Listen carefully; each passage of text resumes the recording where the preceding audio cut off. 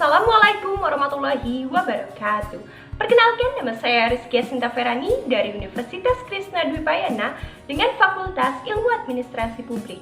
Nomor pokok mahasiswa saya 20 360 210 12. Mata kuliah Manajemen Perubahan dengan dosen pengampu Ibu Ainun Nazria, SPDM SC. Halo teman-teman, yuk kita belajar bab 3 perubahan organisasi. Perubahan adalah kebutuhan manusia, baik perubahan yang datangnya dengan cepat atau juga lambat. Dalam konteks kehidupan manusia tidak dapat hidup secara mandiri. Manusia dituntut dan memiliki fitrah hidup untuk berkelompok. Oleh karena itu, manusia akan lebih sempurna jika hidup dalam kelompok atau organisasi. Aksiomatik sosiologis menyatakan bahwa manusia adalah makhluk individu, makhluk sosial, dan makhluk Tuhan. Tujuan dan sasaran perubahan secara organisasional. Perubahan dalam organisasi pada dasarnya adalah 1. Meningkatkan efektivitas organisasi. Yang kedua, meningkatkan kesejahteraan seluruh jajaran organisasi. Yang ketiga, berorientasi kepada masa depan. Yang keempat, mendekatkan diri pada pelanggan atau pengguna jasa organisasi.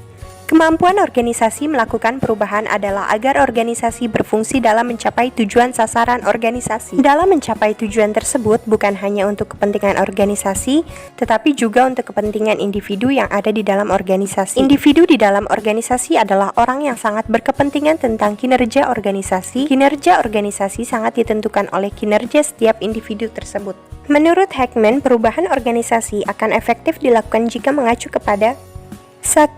The organization is moved from the current state to the future state. 2.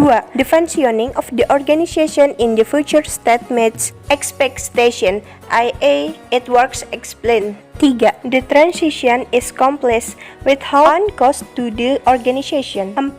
The transition is accomplished without cost to the individual organization member. Tantangan dan perlawanan dalam melakukan perubahan. Perubahan secara substansial dapat dimaknai sebagai pergeseran dari satu kebiasaan menuju kebiasaan baru yang sama sekali berbeda dan tidak lazim dilakukan baik oleh individu, kelompok, maupun organisasi dari waktu sebelumnya. Perubahan dilakukan untuk mempersiapkan diri agar kondusif dengan keadaan yang akan datang. Perlawanan terhadap perubahan tidak berhenti ketika perubahan itu telah terjadi. Walaupun perubahan telah terjadi, perlawanan terhadap perubahan itu akan terus dilakukan oleh orang-orang yang dirugikan sebagai akibat terjadinya proses perubahan. Apalagi jika manajer organisasi melakukan kesalahan dalam mengelola perubahan. Strategi mengatasi perlawanan perubahan organisasi pada dasarnya dikemukakan dengan landasan berpijak yang kuat, baik berdasarkan pengalaman, penelitian, dan lain sebagainya. Berdasarkan hal itu, maka penerapan strategi dapat dipertanggungjawabkan. Untuk mengatasi adanya perlawanan tersebut harus dikenali lebih dahulu faktor-faktor apa yang menyebabkan mereka melakukan perlawanan. Jika diketahui penyebab terjadinya perlawanan, maka lebih mudah untuk mengatasinya, sebab sudah diketahui mengapa perlawanan dilakukan. Langkah selanjutnya adalah menentukan upaya penanggulangannya secara efektif. Selanjutnya, bab 4. Organisasi pembelajaran dalam konteks pengembangan organisasi. Fokus pengembangan organisasi adalah peningkatan proses pembaharuan organisasional sedemikian rupa sehingga para manajernya dengan cepat mampu melakukan perubahan pada kultur organisasi yang dipimpinnya guna siap menghadapi permasalahan baru yang pasti timbul. 3 faktor utama yang harus diperhatikan yaitu 1. Visi masa depan. 2. Rancang bangun suatu model perubahan. Yang ketiga, penghargaan terhadap perilaku yang memperlancar terjadinya perubahan. Proses pengembangan organisasi.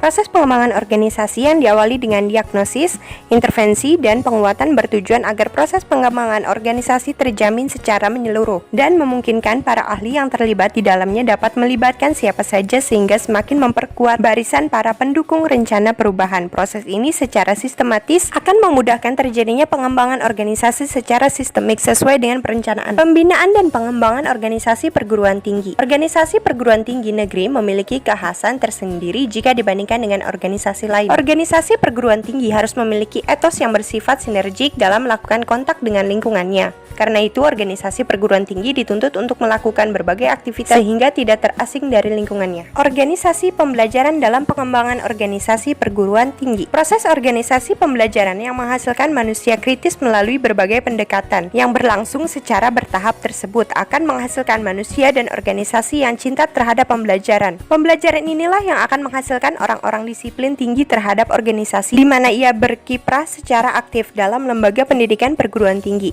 Justru disiplin inilah yang akan menjamin perubahan dan pengembangan organisasi berjalan secara relevan, artinya sesuai dengan kebutuhan organisasi dan pelanggannya. Sekian presentasi dari saya. Wassalamualaikum warahmatullahi wabarakatuh.